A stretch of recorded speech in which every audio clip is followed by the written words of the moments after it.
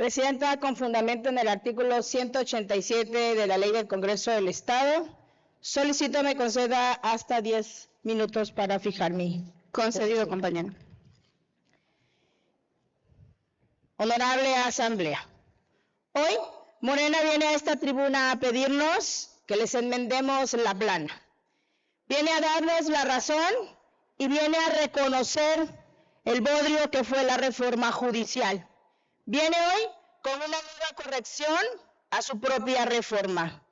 Porque resulta que aquello que hace apenas unos meses nos vendieron como histórico, transformador, democrático y casi perfecto, hoy el propio oficialismo reconoce en los hechos que fue un desastre. Y es que cuando una reforma constitucional necesita ser parchada antes siquiera de consolidarse, lo que queda claro no es su grandeza, sino su fracaso. Hoy nos dice que es necesario mover la elección judicial al 2028 para evitar la concurrencia electoral del 2027. Vaya descubrimiento. Exactamente eso fue lo que Acción Nacional advirtió desde el primer momento. Advertimos que mezclar elecciones judiciales con procesos políticos abriría la puerta a la movilización partidista, al uso de las estructuras gubernamentales, a los acordeones, esos que ya vimos, a la operación política y a la captura del poder judicial por parte del poder en turno. Y hoy, Morena, aunque no lo quiera admitir públicamente, termina dándonos la razón. Porque esta reforma no nace de una reflexión democrática, nace del miedo del tamaño del desastre que provocaron, miedo a repetir el espectáculo vergonzoso que convirtió la justicia en una campaña política y en el reparto de acordones. Miedo a que el pueblo de México termine de confirmar que la mal llamada reforma judicial no fortaleció al Poder Judicial, ni siquiera la alcanzó, sino que la convirtió más bien en un experimento político improvisado.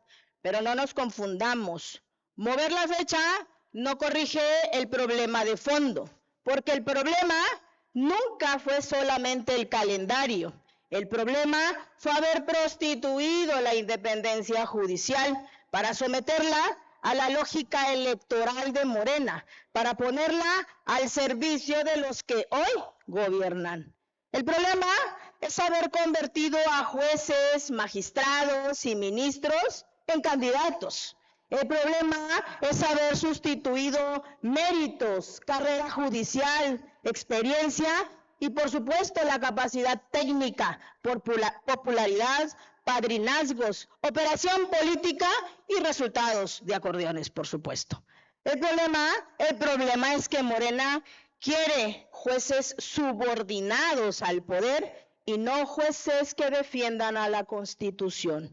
Y por eso esta reforma sigue siendo profundamente peligrosa, porque aunque le cambien el nombre al comité, aunque le cambien la fecha a la elección, aunque maquillen el texto constitucional, la esencia sigue siendo intacta.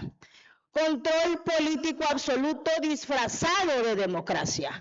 Y hay que decirlo con claridad, si de verdad se quisiera una reforma judicial seria, estarían incorporadas las universidades, las barras de abogados, los colegios de juristas, los organismos ciudadanos y los mecanismos auténticamente independientes. Pero no, prefirieron construir un modelo hecho para controlar quién puede competir y quién no lo puede hacer. Un modelo donde el oficialismo conserva la capacidad de influir políticamente en la integración del Poder Judicial. Eso no es democratizar la justicia. Eso se llama colonizarla. Y mientras tanto, México enfrenta un deterioro institucional gravísimo. Hoy tenemos juzgadores electos bajo criterios completamente políticos, procesos improvisados, vacíos técnicos e incertidumbre jurídica, y un tribunal de disciplina diseñado más como un instrumento de amenaza y de control político que como un órgano imparcial. Porque aquí hay algo que Morena jamás responde. ¿Qué juez se va a atrever a resolver contra el poder si sabe que es el propio poder el que lo puede perseguir políticamente? Vaya autonomía. Eso no genera independencia, genera miedo, genera sumisión y, por supuesto, genera excesiva obediencia.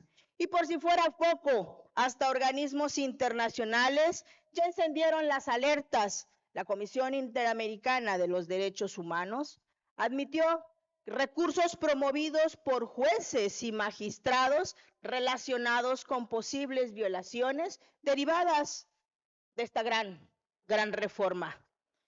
Especialistas académicos y organizaciones civiles lo advirtieron, pero Morena dice que escucha al pueblo y decidió no escuchar a nadie más que al cacique de Macuspana, porque cuando una reforma nace de la soberanía, termina inevitablemente chocando con la realidad. Y hoy estamos exactamente en ese punto. Lo verdaderamente irónico es que quienes hace unos meses nos acusaban de exagerados, hoy presentan una contrarreforma para corregir parcialmente aquello que juraban que funcionaría a la perfección. Pasaron de decir la reforma judicial está blindada a venir a decir, bueno, sí hay que moverle algunas cositas. Y lamentablemente no serán las últimas, porque cuando una reforma está mal diseñada desde el origen, los parches nunca serán suficientes.